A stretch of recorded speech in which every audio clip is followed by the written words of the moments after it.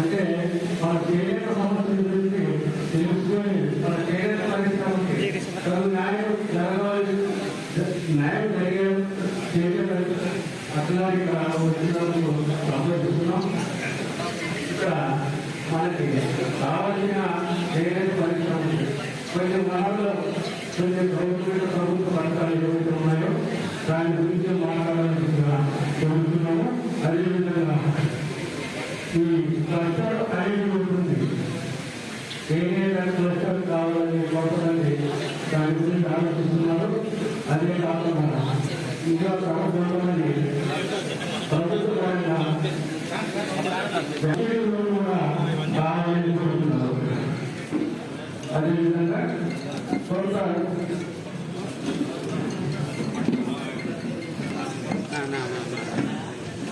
కొంతమంది బ్యాంకులు వాళ్ళకి ఒక 5 లక్షల వరకు లోన్ ఇప్పించగలిగితే సబ్సిడీలు, ఒక 40% వరకు సబ్సిడీ పోతే మిగతా వాళ్ళు కట్టుబడి అందుకుంటారు.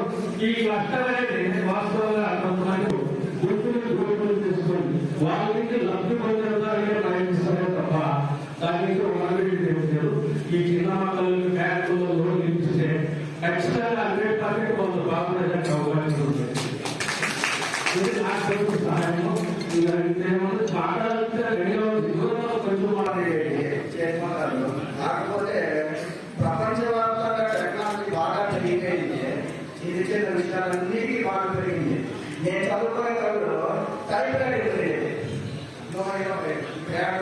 అన్నిటికీ కంప్యూటర్ వచ్చేసరికి పౌర్ణమంగా ఆల్రెడీ మాటని నేను అందరికీ సవినయంగా వినియోగించుకుంటున్నాను.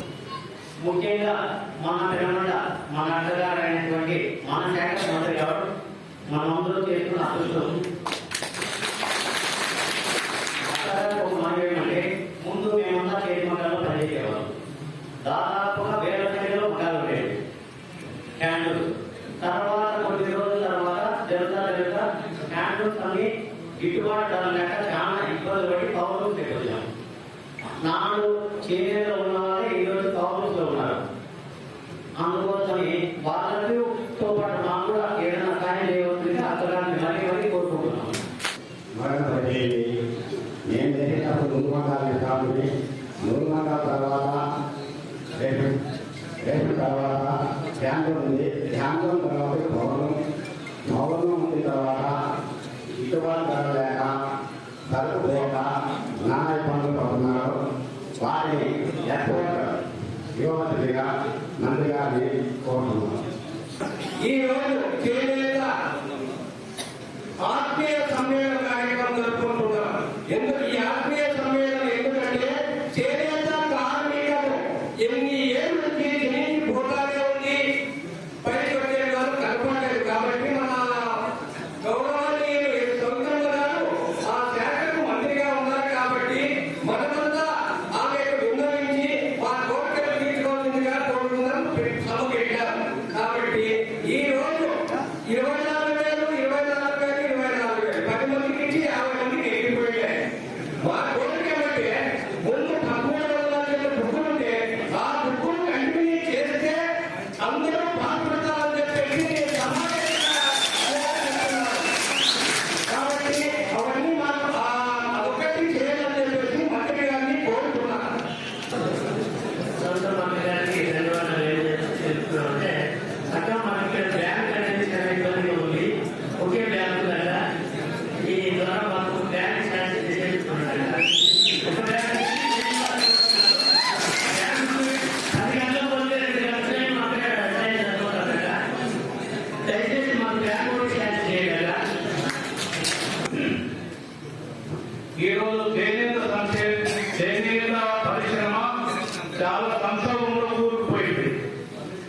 చేనేత ఇంతకు ముందు మన శ్రీనివాసులు చెప్పినట్టుగా 2011 ఆ సమయంలో దాదాపు 10,000 మగ్గాలు చేనేత మగ్గాలు మా ఊళ్ళో ఉండేవి.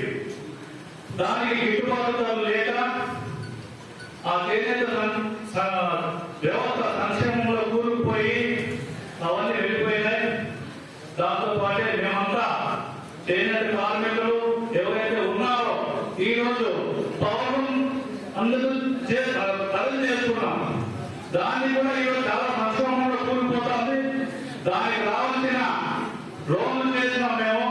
లోన్లు చేసినందుకు కూడా దాంట్లో రావాల్సిన ప్రోత్సాహాలు కూడా మాకు రాలేదు. దాదాపు అందరికీ లోన్ చేసిన వాళ్ళకి శాంక్షన్ చేయడం వచ్చినాయి.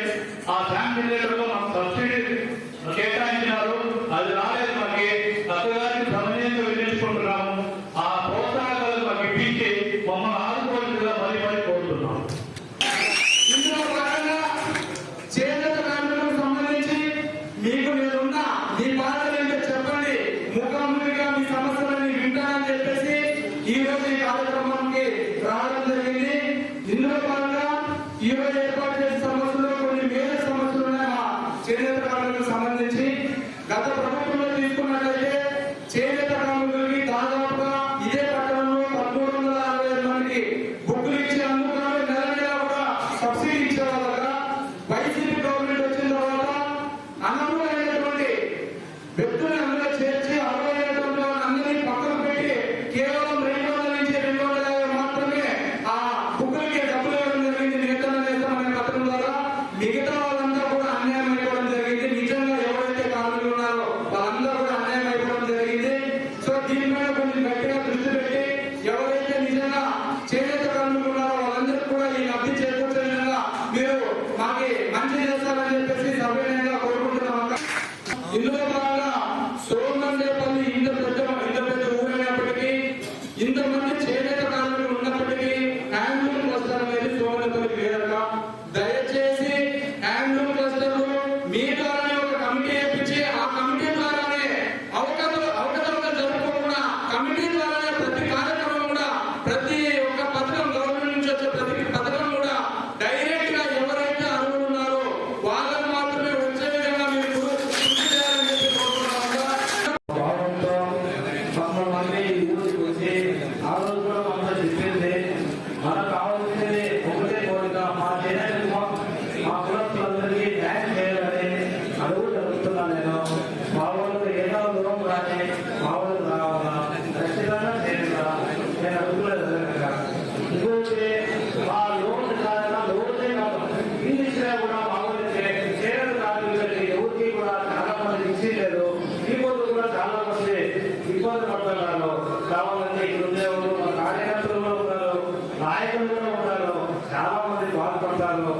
ఎందుకంటే అది వచ్చినప్పుడు ఖచ్చితంగా ఆ పథకం మా వాళ్ళందరికీ ఇంట్లో కూడా ఇవ్వాలని నేను కోరుతున్నాను. మేము 2014-15 సంవత్సరంలో చేనేత కార్మికులకు గుర్తింపు కార్డు అనేది ఇస్తా ఉంటే ఆ గుర్తింపు కార్డు 2014-15 తర్వాత 16-17 ఇవ్వడం లేదు. అవి మంజూరు చేయాలని ప్రతి చేనేత కార్మికుడికి చేనేత గుర్తింపు కార్డు ఇవ్వాలని మేము మరీ మీ ద్వారా మేము అడుగుతున్నాము. అంతేకాకుండా ముద్రా రుణాల విషయంలో వస్తే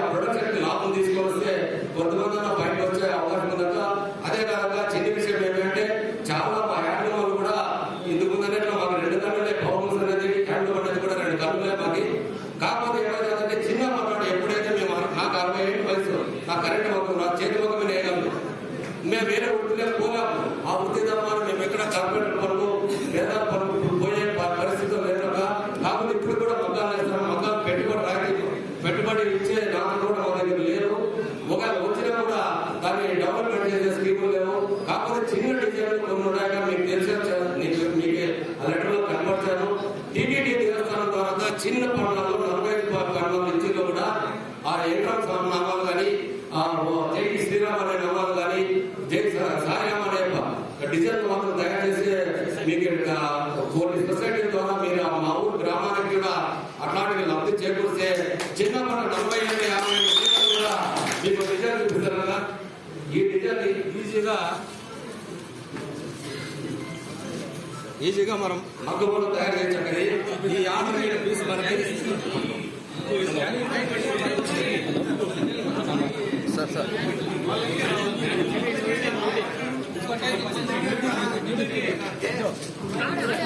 ఆడ చూపించు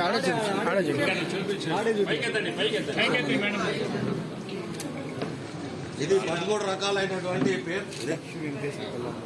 ఇది 13 రకాలైనటువంటి పేర్లతో కూడిన భాష.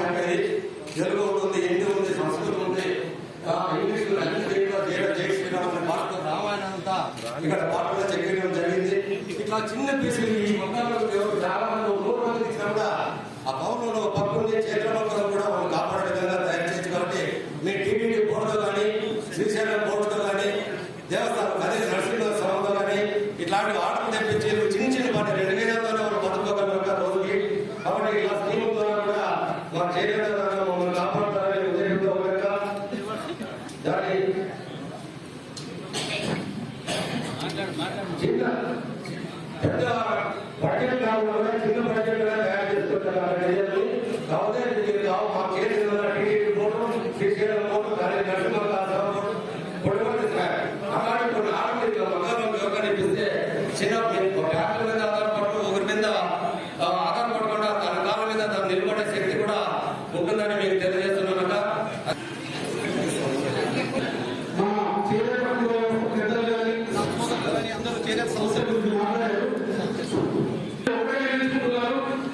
మరోసారి చేనేత వ్యవస్థ గురించి ఏదైనా సమస్యలు ఉంటే రండి అని పిలిస్తే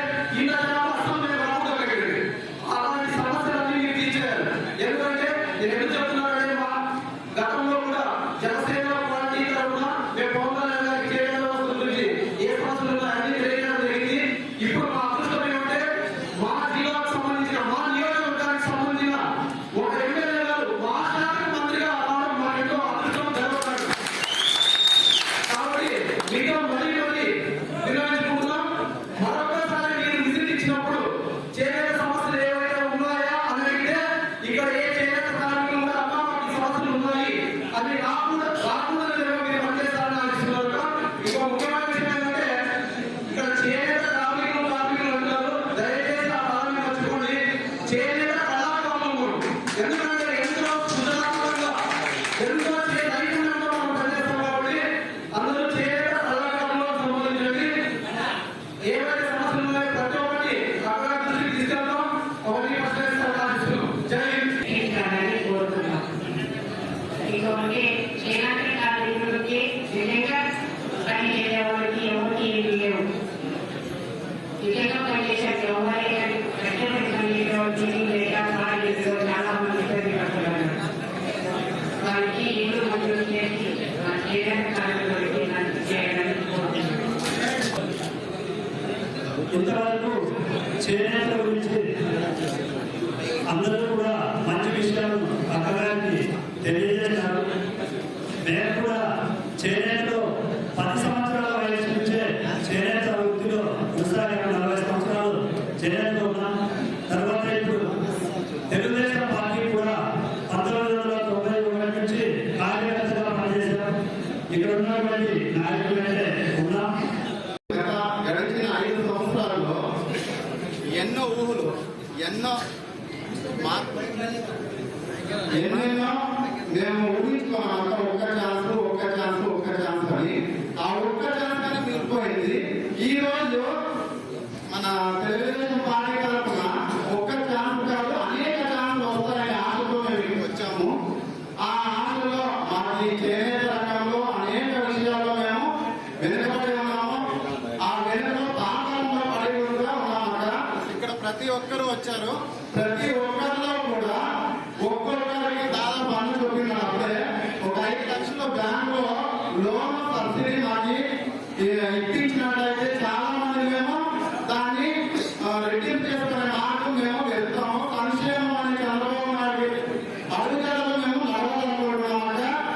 ఈ రోజు అనేక విషయాల్లో ఇక్కడ ఇంతమంది వచ్చారు, ఇంతమందిలో కూడా ఒక్కొక్కరు చేయెత్తితే ఒక 5 లక్షల పైన చేయడం మాట్లాడే ఒక నుంచి మరమ్మతులతో వరకు 5 లక్షల పైన అప్పు ఉంది. ఎవరికైనా అప్పు లేదని పెద్దలు అందరూ ఎవరు ఎత్తాక ఒక్కసారి అక్కడ చూడాలక్క మళ్ళా చదువుకోరు ఒక్కసారి. ఎందుకంటే మా కష్టాల్లో దీంట్లో కొట్టే మొట్టమొదటిసారిగా చంద్రనారాయణ గారు బీసీ సంక్షేమ శాఖ మంత్రి అయినప్పుడు అది సమావేశం చేశాము. ఆ రోజు మా సమస్య గురించి ఇట్లా ఒక చోరీ ఒక చోరు అంటే వాళ్ళు ఒక్కటే తాగారు ఒకటి చేశారు అంతే. ఇంకా వాళ్ళ ఈ చోరు విడిచిపెట్టారు. కానీ మా గుండెల్లో మీరు అనుకున్న దేవుడు కాకుండా ఇంకా వేరుగా సరస్వతి అగ్ని దేవుడు మా గుండెల్లో ఉన్నారా. ఈ రోజు మేము ఎన్నో విషయాల్లో 5 సంవత్సరాల్లో వైసీపీ నాయకుల ద్వారా మేము ఎన్నో ఇబ్బందులు ఇక్కడితో పడినాము. ఆ పడితే బాధలు ఈ రోజు మీతో చెప్పుకో నేను కళాకుంటున్నాక మన రాష్ట్రంలో చంద్రబాబు నాయుడు వేసింది ఏదో ఒక కళ. నేను ఎంతో అనుకున్నాను ఆ కళ కాదు నిజము. ముందు కూడా ఇదంతా నిజమే అని నేను నమ్ముతున్నాము.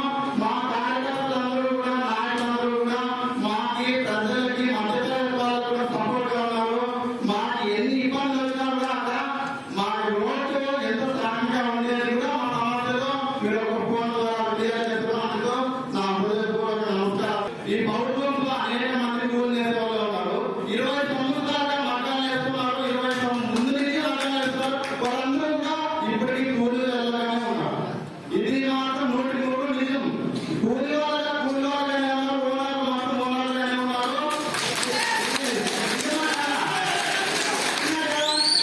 కూలీ వాళ్ళగానే చేనేత రంగంలో అక్కడికి పోయారట. ఈ రోజు ఆ కూలీ వాళ్ళు సంక్షేమ పథకం వల్ల చంద్రబాబు నాయుడు గారు మాకు ఎంతో విజయాన్ని అందించి కూలీ వాళ్ళు కాదు ఒక యజమానులు కావాలనే ఒక సంకల్పంతో మేము ఈ రోజు మీ ముందు ఈ మాటలన్నీ పెట్టాల్సి వస్తుందట. మీరు ఆ మనసులో పెట్టుకోండి. ప్రతి ఒక్క చేనేత వాళ్ళకి ఇంటి స్థానం లేదట. నేను వాళ్ళకి మీరు వెరిఫికేషన్ చేసి వాళ్ళకి ఇంటి స్థానం ఇచ్చి చంద్రబాబు నాయుడు గారు చెప్పారు ఒక హామీలో ఇంటి స్థలం ఇచ్చి 3 సెంట్లు ఇల్లు కట్టిస్తామని హామీ ఇచ్చాడు. చేనేత మాగాళ్ళకి 200 యూనిట్లు ఉచిత విద్యుత్ ఇస్తామన్నారు. మరమాగాళ్ళకి 500 యూనిట్లు ఉచితంగా విద్యుత్ ఇస్తామని చెప్పారు. అదే కాకుండా ఇంకొకటి ఏమంటే అక్క మరమాగాళ్ళు ఎంతో మంది ఇప్పుడు చేనేత రంగం నుంచి వృద్ధి పెరిగారు కాబట్టి పైకి వచ్చినారు. వాళ్ళకి కేంద్రం నరేంద్ర మోడీ గారు పక్క రాష్ట్రంలో 5,000 రూపాయలు ఇస్తున్నారు సంవత్సరానికి.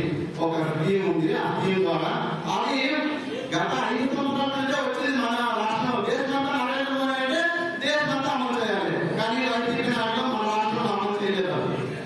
ఇది ఖచ్చితంగా అమలు చేయలేదు. కాబట్టి రాష్ట్రంలో 5,000 రూపాయలు కూలి చేసే ప్రతి ఒక్కరికి వాళ్ళకి 5,000 రూపాయలు ఇచ్చినారు. ఒక యూనిట్కి 6 మక్కలు పడతాయట. 6 మక్కల్లో కూడా 6 మందికి కూడా 5,000 ఇస్తున్నారు. 6 మందికి 5,000 రూపాయలు కర్ణాటక ప్రభుత్వము వాళ్ళు మాట్లాడుకునేస్తున్నారు. అలాగే మీరు ఈ రోజు మా చేనేత ఆత్మీయ సమావేశం అంటే ఆత్మీయులు అంటే ఎవరట మీరే. మా ఆత్మీయులు అంటే మీరే అని చెప్తున్నామంట. ఎందుకంటే నేను అప్పుడే చెప్పాను మీరు అనుకుంటేశ్వర కాదు లక్ష్మీదేవి సరస్వతి అని చెప్పాను. కాబట్టి మీరు అందరూ దృష్టిలో పెట్టుకోండి. మా విషయాలన్నిటి కూడా మా మనసులో పెట్టుకోండి. ఇక్కడ పెద్ద పెద్ద నాయకులు ఉన్నారు. చంద్రబాబు నాయుడు గారు నేను ఒక మాట చెప్పారు. పార్టీ కోసము పార్టీ పైన ఆధారపడే వాళ్ళు కాదు, పార్టీ కోసం కష్టపడే వాళ్ళని గుర్తించండి అని చంద్రబాబు నాయుడు గారు తెలియజేస్తున్నారు. అలాగే ఒక మాట ఏమంటే మన రాష్ట్రంలో తెలుగుదేశం పార్టీ పేదల పార్టీ, తెలుగుదేశం పార్టీ బడుగు బలహీన వర్గాల పార్టీ, తెలుగుదేశం పార్టీ న్యాయమైన పార్టీ, తెలుగుదేశం పార్టీ ఉన్నతమైన పార్టీ, తెలుగుదేశం పార్టీ ఎన్టీ రామారావు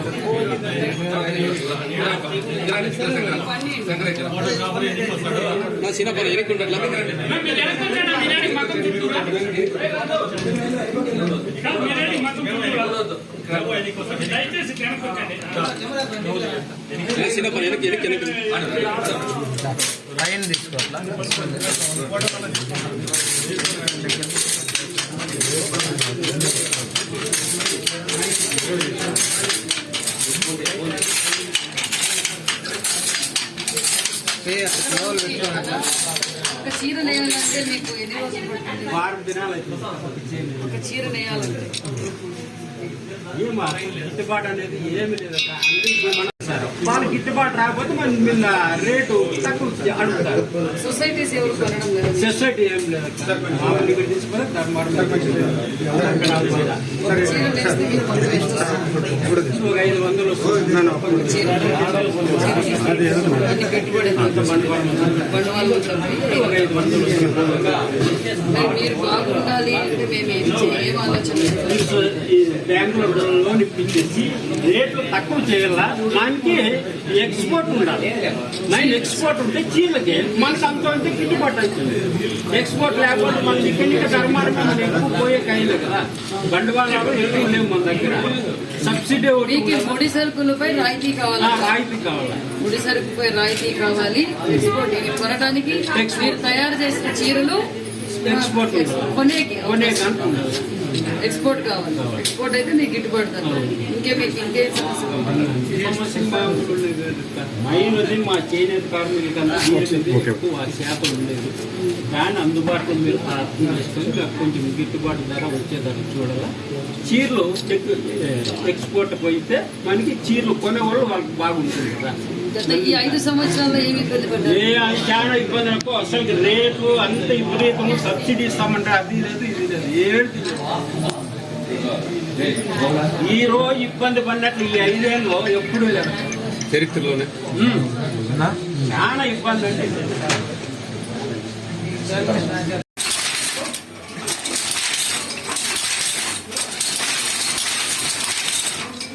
ఉంచేసి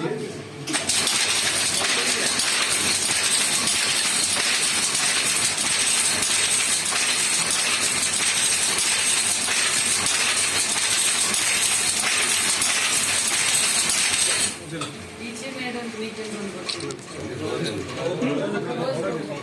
వాళ్ళైతే వారానికి ఒక చీర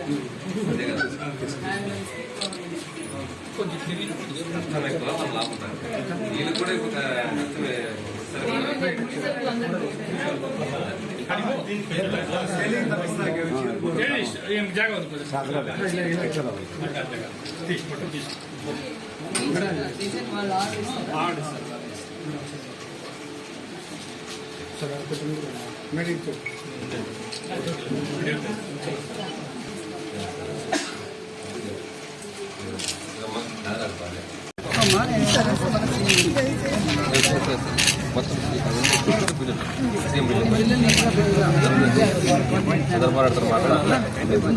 మేడం మేడం ఒకసారి ఓకే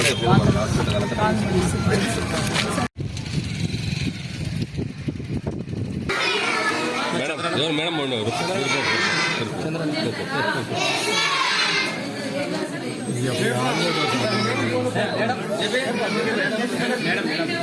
మేడం మేడం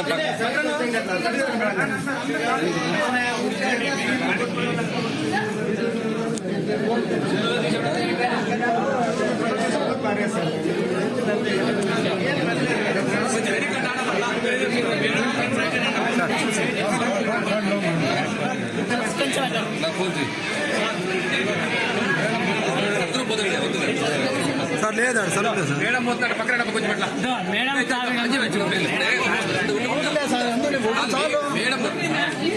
మాత్రం కొంచెం ఉండు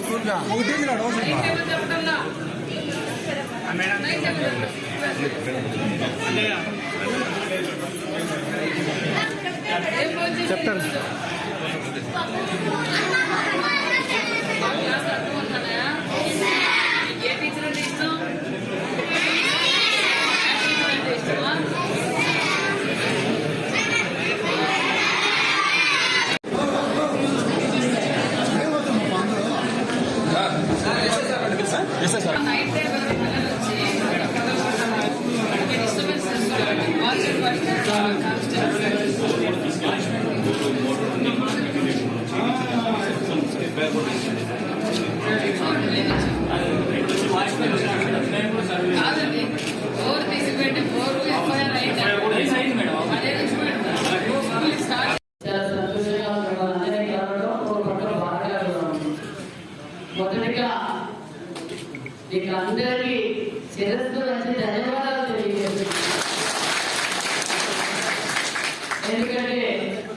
మీరు మాటలు పెట్టుకున్నారు.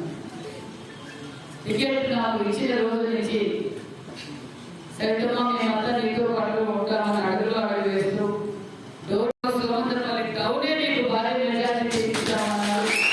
అదేవిధంగా అందరూ ఒక పక్క చేసేటప్పుడు ఒక పక్క నాయకులు సవితమ్మ యువసేన నాతోటి మహిళలు అందరూ ఇల్లు కూడా మాకే కష్టపడ్డారు. ప్రింట్ మీడియా ఎలక్ట్రానిక్ మీడియా అందరూ బ్యాకెట్ అందరూ ఉండి మాకు సహకరించి నియోజకవర్గంలోనే గవర్నమెంట్ టాప్ మెజారిటీ తీసుకొచ్చారు. ఏ నమ్మకంతో అయితే మీరు మీ కార్యక్రమాలను గెలిపించుకున్నారో ఆ నమ్మకాన్ని నిలబెట్టుకుంటారని కూడా మీకు అంతేకాదు మన నియోజకవర్గ జిల్లాలోనే అత్యంత మెజారిటీ మన పెరుగుడ నియోజకవర్గానికి మీరందరూ కష్టపడి రావడం వల్ల చంద్రబాబు నాయుడు గారు సవితమ్మ నీకు పెరుగుడే కాదు నీ కుటుంబం నీకు ఒక పెద్ద కుటుంబం ఉంది. ఆంధ్రప్రదేశ్ లో 50% ఉన్న బీసీలు ఉన్నారు. ఆ బీసీలందరికీ బీసీ వెల్ఫేర్ శాఖ మంత్రిగా కూడా అవకాశం ఇస్తూ దానికి అనుకున్న ఎక్కువ శాఖ కూడా ఉంది. ఎప్పుడు చేనేత కార్మికులు ఎప్పుడు తెలుగుదేశం పార్టీకి అండగా ఉన్నారు. గతంలో ఆ చేనేత జౌళి శాఖ మంత్రిగా కూడా ఈ సౌకర్యంలో చంద్రబాబు నాయుడు గారు నాకు విజయవాడలో వచ్చారు.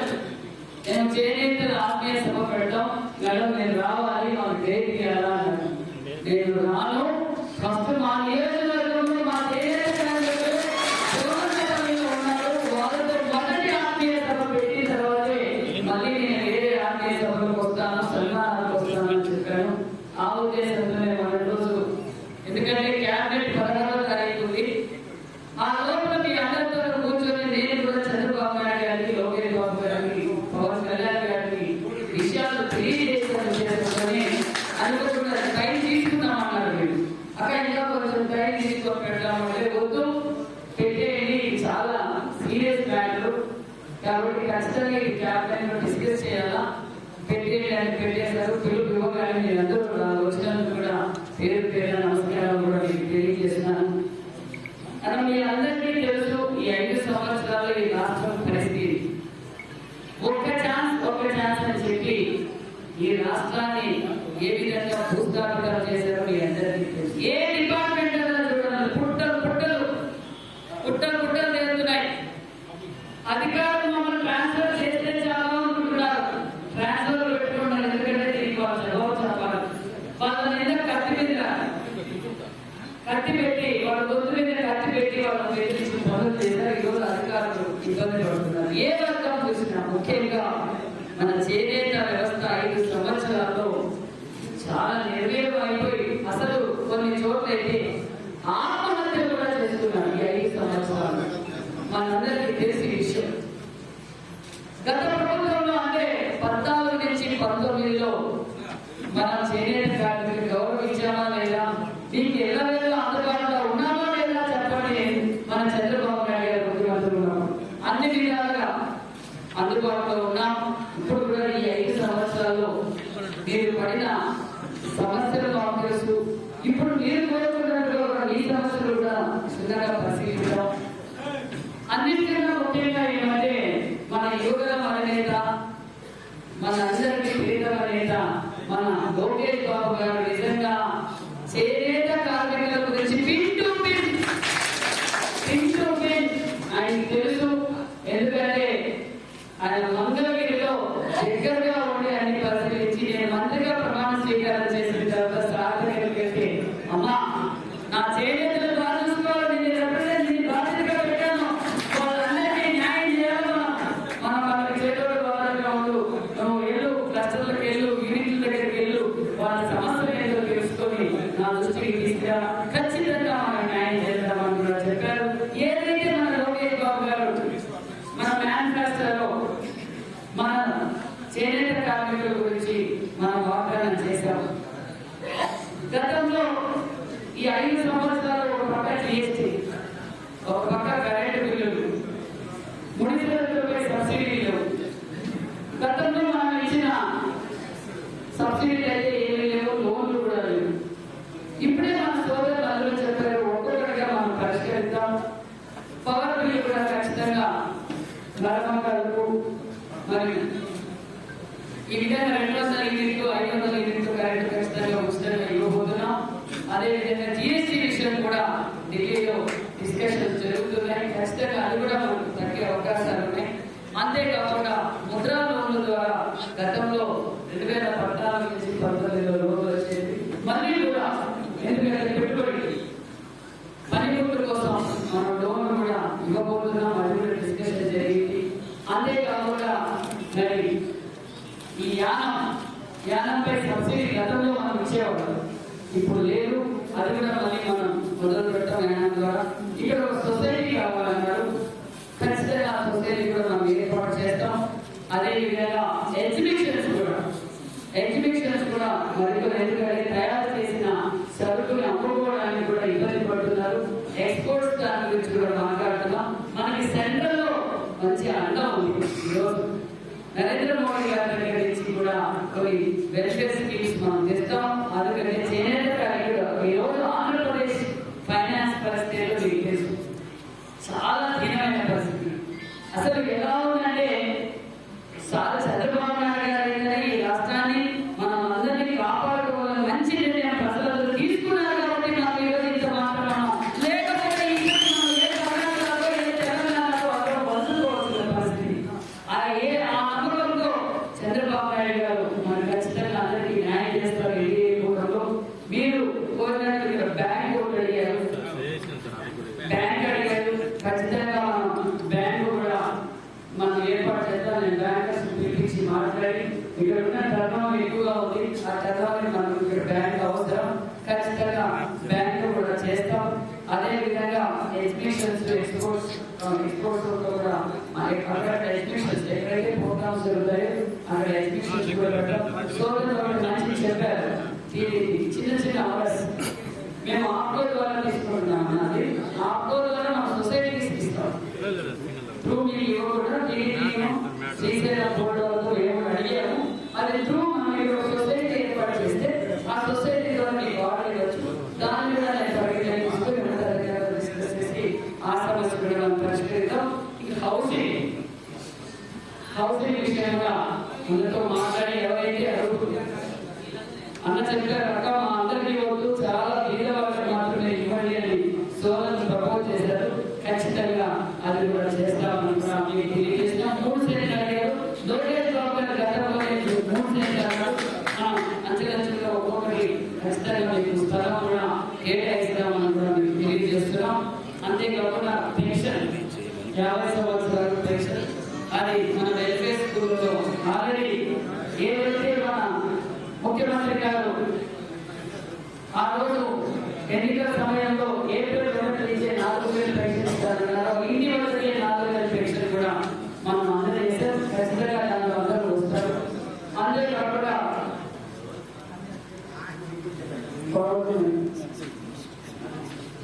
మరి సెంటర్ నుంచి రావాల్సిన సంక్షేమ పథకాలు కూడా మనం తీసుకొస్తాం. ముద్రా లోన్ గురించి చెప్పారు. ఖచ్చితంగా నెక్స్ట్ మంత్ సెంటర్ నుంచి వచ్చే సబ్సిడీస్ కూడా మనం తీసుకుందాం. అదేవిధంగా ముద్రా లోన్ అయితే మనమే చేయొచ్చు. అది కూడా నేను డిస్ట్రిబ్యూట్ చేయడం చెప్తాను. వాళ్ళ డిపార్ట్మెంట్ పంపిస్తాను. దానివల్ల ఎవరైతే ఎమర్జెన్సీ అందరూ ఒకేసారి అడగకూడదు. ఒక యూనిట్ కి ఇన్న ఇస్తాం. దాని ప్రకారం నాకు కాలేదు అని ఫీల్ కాకుండా దాన్ని ఎవరైతే ఎవరి ఎమర్జెన్సీ ఉందో దాని ప్రకారం వదలవలసిందిగా మనం ప్లాన్ చేసుకుందాం. ఇంకా ఏమున్నా కూడా మనం అందరం కూర్చొని ఒక్కొక్కరికి సమస్య పరిష్కరిస్తాం. ఖచ్చితంగా చేనేత కార్మికులకు మీరు ఏమైతే ఊహించారో ఖచ్చితంగా పూర్వ వైభవం తీసుకొస్తామని కూడా ఈరోజు ఇక్కడ గత 5 సంవత్సరాల్లో ఏం